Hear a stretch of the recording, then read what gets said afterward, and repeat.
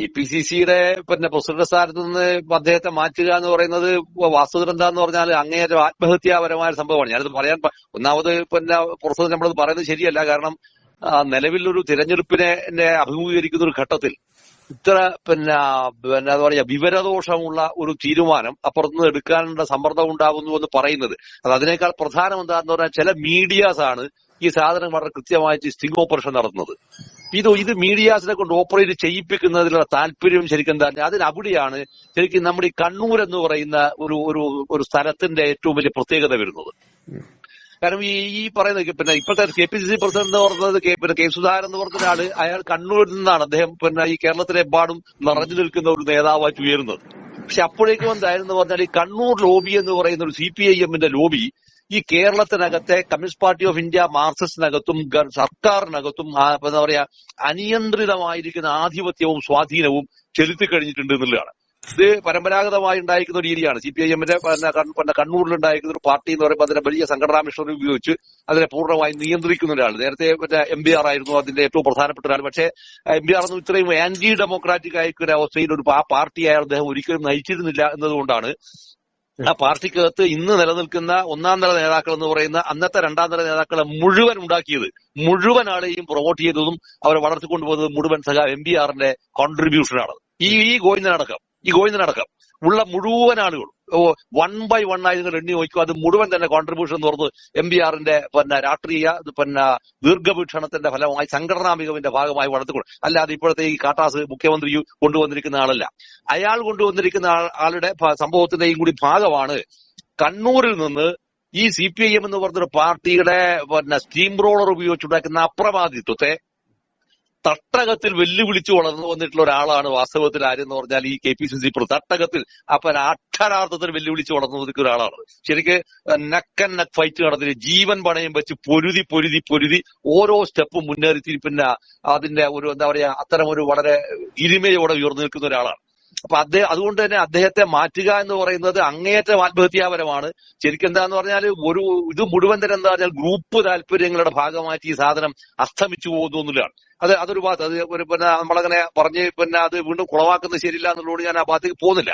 പക്ഷെ അതിനേക്കാൾ പ്രധാനമായി വരേണ്ട ഒരു പ്രധാനപ്പെട്ട വിഷയം ഇതിനകത്ത് എന്താന്ന് പറഞ്ഞാൽ, എങ്ങനെയാണ് ഈ KPCC പ്രസിഡന്റ് അയക്കുന്ന കെ സുധാകരൻ എന്ന ഒരാൾ കണ്ണൂർ ജില്ലയിൽ അംഗം വെട്ടി വളർന്നത് എന്നുള്ളതാണ്. കണ്ണൂർ ജില്ല ഏറ്റവും ആന്റി ഡെമോക്രാറ്റിക് ആയിരിക്കുന്ന അവസ്ഥയിലേക്ക് നേരത്തെ പോയിരുന്ന ഘട്ടത്തിൽ അവിടെ ഫൈറ്റ് ചെയ്ത് വന്നിരിക്കുന്ന ഒരാളായിരുന്നു മരിച്ചുപോയിരിക്കുന്ന തൊഴിൽ മന്ത്രി DCC പ്രസിഡന്റുമായിരിക്കുന്ന എൻ രാമകൃഷ്ണൻ, പഴയ തൊഴിൽ മന്ത്രിയായിരിക്കുന്ന എൻ രാമകൃഷ്ണൻ. അദ്ദേഹത്തിന് പിന്നീട് വന്നിരിക്കുന്ന അദ്ദേഹത്തെയും ഈ പറയുന്ന പോലെ CPI എന്ന് പറയുന്ന ഒരു പാർട്ടി സ്വാധീനിച്ച് കുളമാക്കി കഴിഞ്ഞിരിക്കുമ്പോഴാണ് ഈ ജനാധിപത്യം എന്ന് പറയുന്ന സംഭവത്തിന്റെ അനിവാര്യതയെക്കുറിച്ച് ബോധമുള്ള ആളുകൾ വീണ്ടും ഈ അന്നത്തെ DCC പ്രസിഡന്റ് ആയിരിക്കുന്ന എൻ രാമകൃഷ്ണനെതിരായി സമരം ആരംഭിക്കുന്നത്, കലാപം ആരംഭിക്കുന്നത്. ആ കലാപത്തിന്റെ ഭാഗമായാണ് വളരെ കൃത്യമായി നെക്ക് ആൻഡ് നെക്ക് ഫൈറ്റ് നടത്തിയിട്ട് വന്നിട്ടുള്ള കെ സുധാകരൻ എന്ന ഒരാൾ കണ്ണൂർ ജില്ലയിലെ സർവ്വനാഡി ഞരമ്പുകൾക്കകത്തും ഉണ്ടായിരിക്കുന്ന ത്രസിപ്പിക്കുന്ന ഒരാളായി മുഴുവൻ കോൺഗ്രസ് പാർട്ടി പ്രവർത്തകരെയും പൊതുവികാരമായും അതോടൊപ്പം തന്നെ ജനാധിപത്യം ആഗ്രഹിക്കുന്ന CPIMനകത്തുള്ള ആളുകളുടെ പോലും പിൻബലത്തോടെയും ആശീർവാദത്തോടെയും താല്പര്യത്തോടെയും കൂടിയാണ്, ഒരു പൊതുജനാഭിപ്രായത്തിന്റെ ഭാഗമായിട്ടും കൂടിയാണ് അദ്ദേഹം DCCയുടെ പ്രസിഡന്റായി ഈ കണ്ണൂർ ജില്ലയിലേക്ക് വരുന്നത്. ഈ കണ്ണൂർ ജില്ലയിലേക്ക് അദ്ദേഹം DCC പ്രസിഡന്റായിട്ട് വരുന്ന കാലയളവ് എന്ന് പറഞ്ഞാൽ നിങ്ങൾ ആലോചിക്കേണ്ടത് ഏതാന്ന് പറഞ്ഞാൽ ഈ 86 ശേഷമാണ്. അതായത് MBR CPIMൽ തുറക്കപ്പെട്ടതിന് ശേഷം ഉണ്ടായിരുന്ന ഒരു കാലയളവാണ്. അതായത് ഇപ്പോഴത്തെ മുഖ്യമന്ത്രിയുടെ നേതൃത്വത്തിൽ CPIMന്റെ കണ്ണൂർ ജില്ലാ സെക്രട്ടറി ആയതിനകത്ത് ശരിക്കും നരമേധയാഗം നടത്തുന്ന സമയമാണ് അന്നേരം. അയാൾ കണ്ണൂർ ജില്ലയിൽ ഏതെങ്കിലും ഒരു വഴിയിൽ പോയിട്ടുണ്ടെങ്കിൽ അവിടെ ഒരു മരണം ഉറപ്പ്, ഒരു കൊലയുറപ്പ്. ആളുകൾ അന്ന് വിളിച്ചിരുന്നത് കാലൻ വന്നിട്ടുണ്ട് എന്ന് പരസ്യമായി പറയുന്ന ഒരു അവസ്ഥയിൽ സംഘടനാ പ്രവർത്തനം അവരുടെ കുത്തകാധികാരമായി നിർത്തിയിരിക്കുന്ന ഘട്ടത്തിലാണ് ഒരു വളരെ കൃത്യമായി അതിനെ ചാലഞ്ച് ആൻഡ് റെസ്പോൺസ് എന്ന നിലയിൽ, മറ്റൊന്നത് കയറി ആക്രമിക്കുകയല്ല ചെയ്ത്, ചാലഞ്ച് ആൻഡ് റെസ്പോൺസ് എന്ന നിലയിൽ കൃത്യമായിരിക്കുന്ന പ്രതിരോധ നിര ഉയർത്തിയിട്ട് വളർന്നു വന്നിട്ടാണ് അദ്ദേഹം കോൺഗ്രസ് പാർട്ടിയുടെ ഇവിടെ പടുത്തുയർത്തി കൊണ്ടുവന്നത്. അത് കോൺഗ്രസുകാർ പറയുന്ന രീതിയിൽ ഉണ്ടാക്കുന്ന പരമ്പരാഗതമായിരിക്കുന്ന ഗാന്ധിയൻ രീതിയിൽ നിന്ന് തികച്ചും ഭിന്നമായാണ്. അതുകൊണ്ടാണ് KPCC പ്രസിഡന്റ് ആയിരിക്കുന്നത് അദ്ദേഹം പലപ്പോഴും പറയാറുണ്ട്, കേവലമായിരിക്കുന്ന ഒരു ഗാന്ധിയൻ രീതി മാത്രമായി പറഞ്ഞു കഴിഞ്ഞാൽ കണ്ണൂർ ജില്ലയിൽ ഒരൊറ്റ കോൺഗ്രസുകാരന് നടക്കുക സാധ്യമല്ല എന്ന് പറയുക. കോൺഗ്രസുകാരന് മാത്രമല്ല, ഞാനിപ്പോ പറയാന്ന്, ഞാൻ ഒരു പഴയ CMPയുടെ ആളായിരുന്നുകൊണ്ട് പറയാണ്, ഒരു CMPക്കാരന് പോലും നടക്കണമെങ്കിൽ വേണമെന്ന് പറഞ്ഞാൽ ഈ CPMമാരുടെ അനുമതിയുണ്ട്. ഈ ഒരു ഇത്തരം ഒരു ഘട്ടത്തിലാണ് ഡെമോക്രസി എന്ന് പറയുന്ന സംഭവത്തിന്റെ ഭാഗമായി, അതായത് പൗരാവകാശങ്ങൾ ധ്വംസിക്കുന്നതിനെതിരെ വരുന്ന ഒരു പൊതു പ്ലാറ്റ്ഫോമിന്റെ ഭാഗമായി വളർന്നു വന്നിരിക്കുന്ന ജനാധിപത്യബോധം, ആ ജനാധിപത്യ ബോധത്തെ അതിന്റെ സർവ്വഗിരിമയോടും കൂടി എന്ന് പറഞ്ഞാൽ എന്താ പറയാ, ഒരാളുടെ ചങ്കുറപ്പോടെ അതിനെ നേരിട്ട് കടന്നു വന്നിരിക്കുന്നതിനാണ്. അവിടെ യഥാർത്ഥത്തിൽ ഈ കണ്ണൂർ ജില്ലയിൽ നിന്നുള്ള ബോൺ ഫൈറ്റർ ആരാന്ന് ചോദിച്ചു കഴിഞ്ഞാൽ, MVR കഴിഞ്ഞാൽ ഒരു ബോൺ ഫൈറ്റർ ആരാന്ന് ചോദിച്ചാൽ ആ ഫൈറ്റർ വേറെ ആരുമല്ല, അത് KPCC പ്രസിഡന്റ് ആയിരിക്കുന്ന ഈ പറയുന്ന കെ സുധാകരൻ എന്ന് പറഞ്ഞ ആൾ തന്നെയാണ്. പിണറായി വിജയനാണെന്ന് ചിലവര് പറയുന്നുണ്ട്. പിണറായി വിജയനാണെന്ന് ചിലവര് പറയുന്നുണ്ട്. അല്ല, അതല്ല, അയാൾ ആന്റി ഡെമോക്രാറ്റിക് ആണ്. ഇദ്ദേഹം അതല്ല. ഇദ്ദേഹത്തിന്റെ ഏറ്റവും വലിയ പ്രത്യേകത നിങ്ങളുടെ അദ്ദേഹത്തിന്റെ വീട്ടിലേക്ക് ഇപ്പോഴും പോയി നോക്കിയാൽ മിനിമം 1000 ആളുണ്ടാവും. അവിടെ 1000 ആളുണ്ടാവും. ഈ 1000 ആളെന്ന് പറഞ്ഞത് ഒന്നും കോൺഗ്രസും അല്ല. എനിക്ക് കൃത്യമായിട്ട് അറിയുന്നതുകൊണ്ട് ഞാൻ പറഞ്ഞത് ഒന്നും കോൺഗ്രസ് അല്ല. വന്നത് മഹാഭൂരിപക്ഷം പേരും CPM ആയിരിക്കും. എന്നാൽ ഈ CPM കാരനാണെന്ന് നോക്കാതെ മുഴുവൻ ആളുകളെയും പിന്നെ കാര്യം എന്താണോ പറ്റാവുന്നതാണെങ്കിൽ അവിടെ വെച്ച് തന്നെ അന്നേരം തന്നെ പരിഹരിച്ചു വിടാൻ. ബ്രാഞ്ചിൽ കൊടുക്ക്, പിന്നെ LC കൊടുക്ക്, AC കൊടുക്ക്, DC കൊടുക്ക്, ആർന്ന് കത്ത് വാങ്ങ്. ഇങ്ങനത്തെ ഒരു ഇടപാടും കൂടി ഇല്ല, ഒരിടപാടുമില്ല. നേരെ പറ്റാവുന്ന കാര്യമാണെങ്കിൽ അന്നേരം തന്നെ വിളിച്ചു പറയുന്നു. അത് മാത്രമല്ല, വരുന്നവരെ മുഴുവൻ തന്നെ അദ്ദേഹത്തിന് കൃത്യമായിട്ട് ഓർമ്മയുണ്ടാവും. ഇതിന്റെ പ്രതിഫലനമാണ് എന്തുകൊണ്ട് അദ്ദേഹം ഈ കണ്ണൂർ ജില്ലയിൽ മത്സരിക്കുന്ന ലക്ഷക്കണക്കിന് വോട്ടിന്റെ ഭൂരിപക്ഷത്തിൽ ജയിക്കുന്നു. കോൺഗ്രസിന്റെ വോട്ടാണോ അത്? കോൺഗ്രസിന്റെ വോട്ടാണ്? ഒരിക്കലും കോൺഗ്രസിന്റെ വോട്ടല്ല അത്. ആ വോട്ട് മഹാഭൂരിപക്ഷം എടുത്ത എവിടെയാ? CPM-ന്റെ വോട്ട്. ഇപ്പൊ ഞാനിപ്പോ പറയാം, ഞാൻ പിണറായിക്കാരനല്ലേ. ഈ പിണറായി പിന്നെ ഇദ്ദേഹത്തിന് കിട്ടുന്ന വോട്ട് എത്രയാണ്? ഈ മുഖ്യമന്ത്രി മത്സരിച്ചാൽ കിട്ടുന്ന വോട്ടാണോ അത്? അതിന്റെ 10 വോട്ടർ ഇദ്ദേഹം വാങ്ങുന്നത്. ഈ പറയുന്ന ധർമ്മടം നിയോജക മണ്ഡലത്തിൽ പോലും വലിയ തോട്ടത്തിലുണ്ടായിരിക്കുന്ന ഭൂരിപക്ഷം നേടിയതാരാ? ഈ പറയുന്ന KPCC പ്രസിഡന്റ് അല്ലേ, ഇപ്പോഴത്തെ KPCC പ്രസിഡന്റ് അല്ലേ. അപ്പൊ അത് ഉണ്ടാവുന്നു എന്ന് പറഞ്ഞ അർത്ഥം എന്താണ്? ജനങ്ങളുടെ പൾസറിയുകയും ജനങ്ങളുടെ പക്ഷം നിന്നുകൊണ്ട് പൊരുതുകയും ജനാധിപത്യ ബോധത്തിന്റെ പക്ഷത്ത് അടിയുറച്ചു നിൽക്കുകയും ചെയ്യാൻ. അവിടെ എന്ത് ചെയ്യില്ല, അവിടെ അദ്ദേഹത്തിന്റെ ലൈഫ് നോക്കിയില്ല. എനിക്ക് നേരിട്ടറിയുന്നതാണ്. രണ്ട് കൊലപാതകം അദ്ദേഹത്തെ 2 കൊലപാതകം നേരിട്ടറിയുന്നതാണ്. അദ്ദേഹത്തെ വധിക്കടിച്ച് നടത്തി. ഒന്ന് ഈ ചൊവ്വ ഗേറ്റ് എടുത്ത് വെച്ച് നടത്തിയിരിക്കുന്ന ഒരു മാരകമായ സംഭവം ഉണ്ട്. അതിമാരകമായ സംഭവം. ആ കാറ് പിന്നീട് ഉപയോഗിച്ചിരുന്ന ആരാന്ന് പറഞ്ഞാൽ CPM-മാർ വെട്ടി പിന്നെ പരിക്കേൽപ്പിച്ച് ആകെ നശിപ്പിച്ചു. പിന്നെ ഒരു കൈ വിരലില്ലാതായി വെക്കുന്ന സഖാവ് TP ഹരീന്ദ്രൻ അരിയാട്ടനാണ് പിന്നീട് എത്രയോ കാലം സുധാകരന്റെ ആ കാറ് പിന്നീട് ഉപയോഗിച്ചിരുന്നത്. അപ്പൊ ഇങ്ങനെ ഉണ്ടായിരിക്കുന്ന അവസ്ഥയിൽ പിന്നെ ഓരോ ആൾ ജീവന് എന്തെങ്കിലും പുറത്തു പോയാൽ തിരിച്ചു വരുമെന്ന ഒരു ഗ്യാരണ്ടിയുമില്ലാതെ ഈ രാഷ്ട്രീയ പ്രവർത്തനം നടത്തി വളർന്നു വന്നിട്ടുള്ള ഒരാളാണ് ഈ പറയുന്ന KPCC പ്രസിഡന്റ്. പലർക്കും ഈ പറയുന്ന പല ആളുകൾക്ക് എന്താ അറിയാം, അത്തരം ഒരു പിന്നെ പോരാട്ടത്തെ സ്വപ്നത്തിൽ പോലും അതായത് പിന്നെ 100 ഡിഗ്രിക്ക് വരെ പനി വന്നിട്ട് നിൽക്കുന്ന ഭ്രാന്തായി നിൽക്കുന്ന അവസ്ഥയിൽ പോലും സ്വപ്നം കാണാൻ കഴിയില്ല, പേടിച്ചിട്ട് കാണാൻ കഴിയില്ല. അങ്ങനെ വരുന്നൊരു പ്രതിസന്ധിയെ കുറിച്ച് കടന്നിരിക്കുന്ന ഒരാളെന്ന് പറഞ്ഞാല് അത് ചെറിയ സംഭവമല്ല. അതിനെന്ത് വേണം? ജന്മനാ ഫൈറ്റർ ആയിരിക്കണം. ഈ ജന്മനാ ഫൈറ്റർ ആയിരിക്കുന്ന ഒരു സംഭവമാണ് അദ്ദേഹം ബ്രണ്ടൻ കോളേജിൽ പഠിക്കുന്ന സമയത്തുണ്ടായിരുന്നു. അത് നിങ്ങളിപ്പോ അദ്ദേഹത്തിന്റെ ഒരു പഴയ ഫോട്ടോ ഉണ്ടെങ്കിൽ എടുത്തു നോക്കിയാൽ മതി. 6 അടിക്ക് മേലെ ഹൈറ്റുള്ള ഒരാളാണല്ലോ ഈ പറയുന്ന KPCC പ്രസിഡന്റ്. അന്ന് ഈ പറയുന്ന കേരളത്തിലെ മുഖ്യമന്ത്രിയുടെ വലിപ്പം എത്രയാക്കുന്നുണ്ട്? തെങ്ങിന് വീണ് വെച്ച പോലെ ഉണ്ടാവും. നമ്മുടെ മലബാർ പാടിയ തെങ്ങിന് വീണ് വെച്ച വണ്ണയുണ്ടാവും ഈ പിന്നെ നമ്മൾ ഇദ്ദേഹത്തെ കമ്പയർ ചെയ്ത് കഴിഞ്ഞാൽ. അപ്പൊ അങ്ങനെ വരുന്ന ഇദ്ദേഹം പറയുന്നത് ഞാനൊരു പ്രത്യേക ആക്ഷൻ എടുത്തപ്പോൾ അത് ബ്രണ്ണൻ കോളേജിൽ അന്നേരം പഠിച്ചിരിക്കുന്ന ആളോട് ചോദിച്ചാൽ മതി. പ്രത്യേക ആക്ഷൻ കാണിച്ചിട്ടത് ഈ പറയുന്ന ഇയാളുടെ ഇപ്പൊ ഈ കാണുന്ന KPCC പ്രസിഡന്റ് നീളവും പണ്ടത് സത്യത്തിൽ നമ്മളെ നാടൻ ഭാഷയുടെ തമാശയുണ്ട്. മൂർദാവിൽ ഒരു അടി അടിച്ചിട്ടുണ്ടെങ്കിൽ നിങ്ങൾ അവസാനം ചട്ടിയിലായി പോകും, ഒറ്റ അടി അടിച്ചാൽ. അന്നും തന്നെ ഈ പറയുന്ന ആൾ അത്രയും വലിയ ആരോഗ്യമുണ്ട്, അത്രയും വലിയ ആരോഗ്യമുള്ള ഫുൾ കേസ് കേട്ടും പിന്നെ ഇൻസൈഡ് ഇതെല്ലാക്കി പിന്നെ പാനൽ ഷൂവൽ ഇട്ടിട്ട് വരുന്ന ആളാണ് അന്നും കോളേജ് പഠിക്കുന്നതായിട്ട്. അതിലെന്നാൽ അത് അവരുടെ ഫിസിക്കലായിരിക്കുന്ന അവസ്ഥ, അദ്ദേഹത്തിന്റെ ട്രഡീഷണൽ ആയിരിക്കുന്ന സംഭവമാണ്. ഇതൊന്നും ഉള്ള ഒരാളല്ല ഇദ്ദേഹം ഒന്ന്. കാരണം ഇദ്ദേഹത്തിന് ദാരിദ്ര്യമുണ്ട്, പ്രതിസന്ധിയുണ്ട്, പ്രയാസമുണ്ട്, ഇതെല്ലാം ഉണ്ട്. അപ്പൊ അതുകൊണ്ട് തന്നെ അത്തരം കഥകളിൽ എന്താന്ന് പറഞ്ഞാൽ ആളുകൾക്ക് പിന്നെ അറിവില്ലാത്ത കാലത്ത് പറഞ്ഞു കൊടുക്കുന്ന അല്ലെങ്കിൽ ഇതൊന്നും തിരിച്ചറിയാത്ത ആളുകൾക്ക് പറയുന്ന വലിയ ബടായിയാണ്. ഞാൻ ഈ ഊരിപ്പിടിച്ച വാൾഡ് മുന്നോട്ട് നടന്നു പറയുന്ന ബടായിയാണ്. ഈ പറയുന്ന KPCC പ്രസിഡന്റ് പിന്നെ നേരിട്ടിരിക്കുന്ന പ്രതിസന്ധിയിലാണ് ഏതെങ്കിലും ഒരു നിമിഷം ഇയാളൊക്കെ കടന്നു വരുമോ? ഒരു നിമിഷം ഇയാൾ കടന്നു വരുമോ? കണ്ണൂർ ജില്ലയിൽ ഒരൊറ്റ റോഡിലൂടെ സഞ്ചരിക്കാൻ അദ്ദേഹത്തെ ഇവർ സമ്മതിച്ചിട്ടില്ല. കാരണം അന്നേരം ഞാൻ അന്ന് ഈ പറയുന്ന ഘട്ടത്തിൽ ഇപ്പൊ പിന്നെ ചീമേനിയിലെ നടന്നിരിക്കുന്ന ഒരു സംഭവം ഉണ്ടല്ലോ, ആ സംഭവത്തിന്റെ ഭാഗമായി അതിനകത്ത് പ്രതിയാക്കപ്പെട്ടിരിക്കുന്ന മുഴുവൻ ആളുകളെ കൊലപ്പെടുത്തിയാണ് CPM. മുഴുവൻ ആളുകളെ കൊലപ്പെടുത്തിയാണ്. അവസാനം അതിനകത്ത് കൊല്ലപ്പെട്ടിരിക്കുന്ന ആളാണ് മാധവങ്കലത്തുള്ള പിന്നെ എബ്രഹാം. ഈ എബ്രഹാമിനെ കൊലപ്പെടുത്തിയ സമയത്ത് അതിന്റെ മുകളിൽ നടന്നിരിക്കുന്ന പൊതുയോഗത്തിൽ പോയി പ്രസംഗിച്ച ആളുമാണ് ഈ പറയുന്ന ഷാജി, ഈ പറയുന്ന ഞാൻ. അപ്പൊ ഇത് ഞാൻ പറയുന്നത് എന്താന്ന് പറഞ്ഞാൽ നമ്മൾ ഒരു വഴിയിലൂടെ പോലും സഞ്ചരിക്കാൻ സമ്മതിക്കാതിരിക്കുക, അങ്ങനെ സഞ്ചരിക്കാൻ അനുവദിക്കാതിരിക്കുന്ന ഒരു കാലത്തെ മുറിച്ചു കടന്ന് നിങ്ങൾക്ക് അഭിപ്രായം പറയാനുള്ള സ്വാതന്ത്ര്യം നിങ്ങളുടെ അവകാശമാണെന്ന് സ്ഥാപിക്കുന്നതിൽ ഒരു ബഹുജന കൂട്ടായ്മയല്ല, ഒരു ജനാധിപത്യ പൗരബോധം ഓരോ മനുഷ്യരിലും ഉണ്ടാക്കുന്നതിൽ വിജയിച്ചതിന്റെ പ്രകടീകരണമാണ്, പ്രത്യക്ഷ ഉദാഹരണമാണ് ഈ ലക്ഷക്കണക്കിന് വോട്ടിന് അദ്ദേഹം ഇവിടുന്ന് ജയിക്കുന്നത്. മറ്റല്ലാതെ വേറെ ആരുടെയും പിന്നെ സ്വയംഭൂവായിട്ട് വന്ന സംഭവമൊന്നുമല്ല അത്. അങ്ങനെ വന്നിരിക്കുന്ന ഒരാളെന്ന് പറയുമ്പോൾ അയാൾക്ക് സ്വാഭാവികമായിട്ട് എന്തുണ്ടാവുന്നറിയോ, ഞാൻ വെറുതെ നിൽക്കുന്നതല്ല എന്ന് പറയാവുന്ന ഒരു സ്വയം അഹങ്കാരം ഉണ്ടാവും. അത് സ്വാഭാവികമാണ്. ഈ അഹങ്കാരങ്ങൾ ആരും വരെ അടിച്ചേൽപ്പിക്കാൻ പറ്റും, അതുമില്ലല്ലോ. ഇതൊന്നും ഇല്ലാത്തൊരവസ്ഥ എന്ന് പറയാം. അതുകൊണ്ടാണ് ഞാൻ ആവർത്തിച്ച് പറയുന്ന സംഭവമാണ്. ജനാധിപത്യത്തിന്റെ പ്രസക്തി എന്താണ്, അതിന്റെ പ്രായോഗികം എന്താണ്? ഈ CPM എന്ന് പറയുന്ന ആൾ ഇയാളുടെ നേതൃത്വം നടത്തിയിരിക്കുന്ന കിരാതത്വത്തിനെതിരെ ഇഞ്ചോടിഞ്ച് ഫൈറ്റ് ചെയ്ത് ഇഞ്ചോടിഞ്ച് എത്ര ആളുകളെയാണ് ഈ കണ്ണൂർ ജില്ലയിൽ ഈ പറയുന്ന ഈ മുഖ്യമന്ത്രി അന്ന് കുത്തി വിളിച്ചത്? നിങ്ങൾക്ക് വല്ല കണക്കുണ്ട്? നിങ്ങളുടെ എത്ര ആളുകൾ, ഗണ്ണിയാലൊടുങ്ങാത്ത ആളുകൾ, മുഴുവൻ ആളുകളെയും എവിടെയാന്ന് പറഞ്ഞാൽ ഈ കോഴിക്കോട് മെഡിക്കൽ കോളേജിൽ നിന്ന് മാഹി പാലത്തിനോട് വെച്ച് ഇങ്ങനെ ആഴ്ചക്ക് 3-4 ആളെയാണ് കൊല്ലപ്പെടുന്നത്. എടുത്തിട്ട് വിലാപയാത്രയായിട്ട് കൊണ്ടുവരുന്നതാണ്.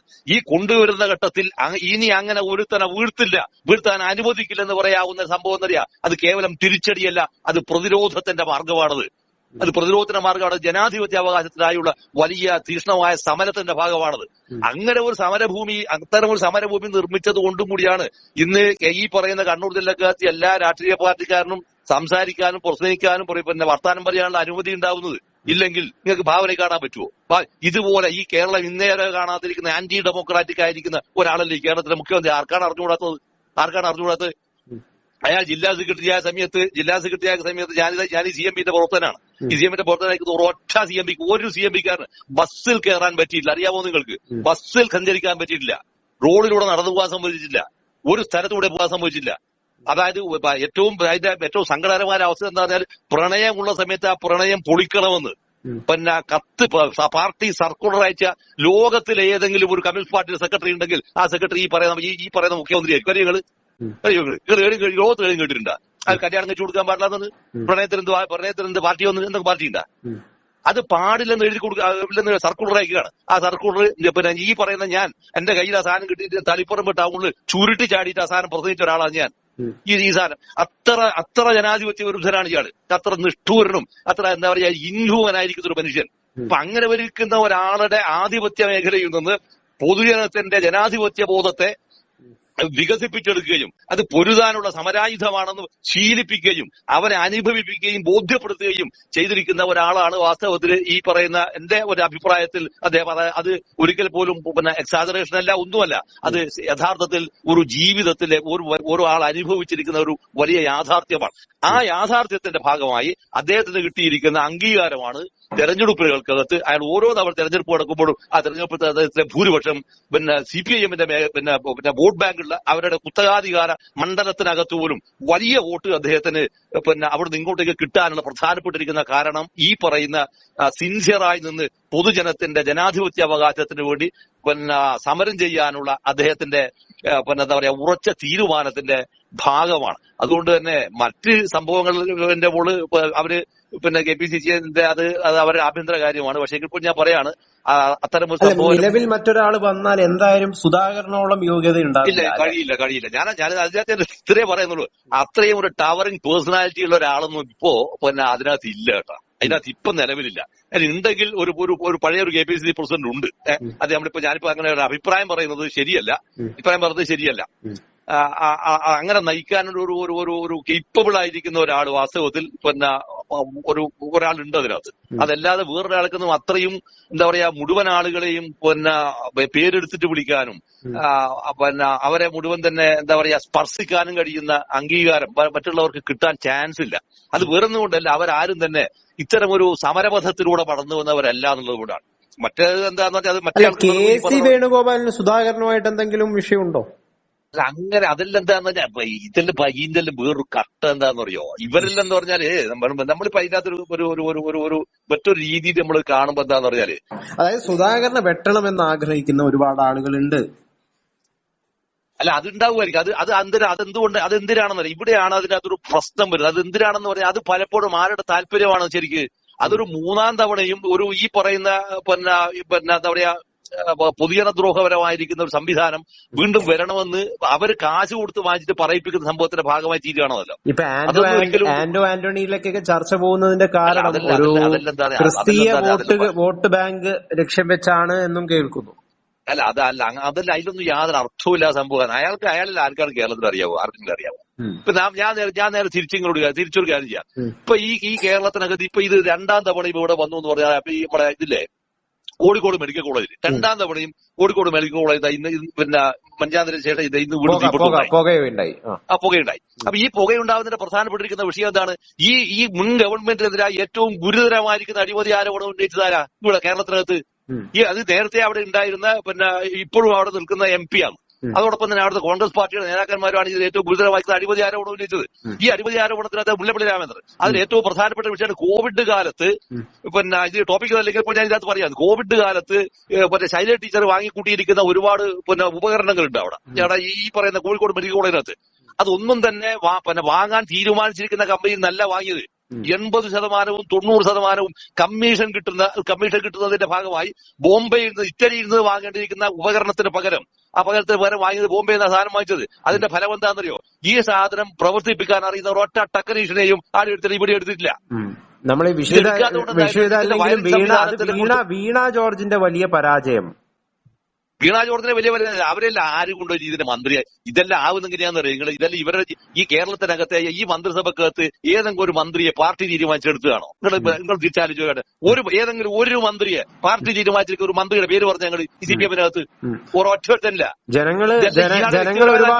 ജനങ്ങൾ ഒരുപാട് ഇഷ്ടപ്പെട്ട ഒരു ആരോഗ്യമന്ത്രി ഉണ്ടായിരുന്നു, അവരെ വെട്ടിമാറ്റി. അല്ല അതേ പറഞ്ഞത്. അല്ല അവരതാണ് ഞാൻ ഈ പറഞ്ഞ അഴിമതിയുടെ വിഷയം പറഞ്ഞത്. അവരുടെ ഈ അഴിമതിയുടെ വിഷയം ഞാൻ പറഞ്ഞത്. അപ്പൊ ഇത്തരം വിഷയങ്ങൾ പോലും പബ്ലിക്കിന്റെ മുമ്പിൽ ഏറ്റവും ഗൗരവതരമായി ചർച്ച ചെയ്യപ്പെടേണ്ടിയിരിക്കുന്ന ഒരു ഘട്ടം വരുമ്പോ ആ ഘട്ടത്തെക്കാളെല്ലാം ഉപരിയായി വരുന്ന സംഭവം എന്താണ്? നിർണായകമായ പിന്നെ ഘട്ടത്തിൽ ഇത്തരം ഒരു സംഗതികൾ ഉണ്ടാക്കിയിട്ട് ചർച്ച വഴിമാറ്റി വിടുക എന്ന് പറയുന്നത് പൊതുവിൽ ജനാധിപത്യ ശക്തികളുടെ ഒരു പൊതു കൂട്ടായ്മയെ തടയുന്നതയോ അല്ലെങ്കിൽ അതിനെ നിർവീര്യമാക്കുകയോ ചെയ്യുന്നത്. അതല്ലെങ്കിൽ നമ്മളിങ്ങനെ പറയാം, വീര്യമുള്ളവനെ വിഷം തീണ്ടി നിർവീര്യമാക്കി കളിയാന്ന് പറയാം. നമ്മൾ അങ്ങനെ പറയാം, വീര്യമുള്ളവനെ വിഷം തീണ്ടി നിർവീര്യമാക്കുക. ഈ വീര്യമുള്ളവനെ വിഷം തീണ്ടി നിർവീര്യമാക്കുന്ന പ്രവൃത്തിയാണ് സത്യത്തിൽ ഇപ്പോ പിന്നെ നടക്കുന്നതാണ് പിന്നെ ഗൗതം എനിക്ക് തോന്നുന്നത് കേട്ടാ. അപ്പൊ എന്തായാലും സുധാകരനെ മാറ്റുന്നത് തീർച്ചയായിട്ടും ആത്മഹത്യാപരമായിരിക്കുമെന്നാണ് അങ്ങ് പറയുന്നത്. അതെ, തീർച്ചയായും. അത് ഞാൻ പറയുമെന്ന് പറഞ്ഞാൽ അത് വേറൊന്നുമല്ല. അതൊരു ജനാധിപത്യ പിന്നെ സംഭവത്തിനകത്തെ പിന്നെ എന്താ പറയാ പ്രോത്സാഹിപ്പിക്കുന്ന സംഭവം ആയിരിക്കൂല അത്. തീർച്ചയായിട്ടും അതായിരിക്കില്ല. ഇതെന്താ ഞാനിത് ആവർത്തിച്ച് പറയാനുള്ള കാരണം എന്ന് പറഞ്ഞാൽ ഞാൻ പറഞ്ഞത് കണ്ണൂർ ജില്ലയിൽ നിന്നുള്ള പാർട്ടിയാണ് ഇന്ന് കേരളത്തെ നയിക്കുന്നത്. കണ്ണൂർ ജില്ല എങ്ങനെയാണോ നശിപ്പിച്ചു വെച്ചത് ഇയാൾ, ആ നശിപ്പിച്ചു വെക്കുന്ന പ്രക്രിയയാണ് ഇയാൾ പാർട്ടി സെക്രട്ടറി ആയതോടെ ഓൾ കേരള അടിസ്ഥാനത്ത് കൊണ്ടുവന്നത്. അങ്ങനെ കണ്ണൂർ ജില്ലയിൽ നടക്കുന്ന എല്ലാവിധ ജനാധിപത്യ വിരുദ്ധ സംഭവങ്ങളും എവിടെയും കൂടി വന്നു ഓൾ കേരള അടിസ്ഥാനത്തിലെ മുഴുവൻ ഭരണകേന്ദ്രങ്ങളിലേക്ക് ഈ സാധനം മാറ്റി. ഇതിനെതിരായി വന്നിരിക്കുന്ന ഒരു ചെറുത്തുനിൽപ്പ് കണ്ണൂർ ജില്ലയിൽ നിന്ന് തന്നെ നടത്തി വളർത്തി ഉയർന്നു വന്നിട്ടുള്ള ആളാണ് വാസ്തവത്തിൽ ശരിക്കും ഫൈറ്ററാണ് ഈ KPCC പ്രസിഡന്റ്. അതുകൊണ്ട് തന്നെ അദ്ദേഹം KPCC പ്രസിഡന്റായി ഇരിക്കുന്നതിനകത്ത് വളരെ ഗൗരവതരമായിരിക്കുന്ന ഒരു രാഷ്ട്രീയ ധർമ്മമുണ്ട്.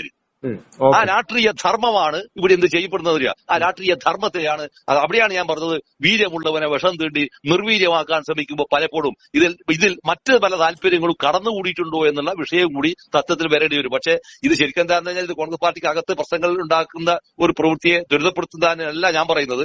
മറിച്ച് അത് തീർച്ചയായും ഒരു വലിയ ജനാധിപത്യ ഫോഴ്സായി അത് നിലയുറക്കുകയും വരാനിരിക്കുന്ന തെരഞ്ഞെടുപ്പിനകത്ത് അതിന്റെ ജനാധിപത്യത്തിന്റെ വസന്തം വിരിയിക്കാൻ വാസ്തവത്തിൽ ഈ കോൺഗ്രസ് പാർട്ടി അതിനകത്ത് ഗണ്യമായ സംഭാവന നൽകേണ്ടത് ഒരു ചരിത്രഘട്ടവും കൂടിയാണ്. ഞാൻ ഇത് സൂചിപ്പിക്കാനാണ് ഞാനിത് പറഞ്ഞത്. ഓക്കെ വളരെ നന്ദി സജിയേട്ടാ പ്രതികരിച്ചത്. ഓക്കെ.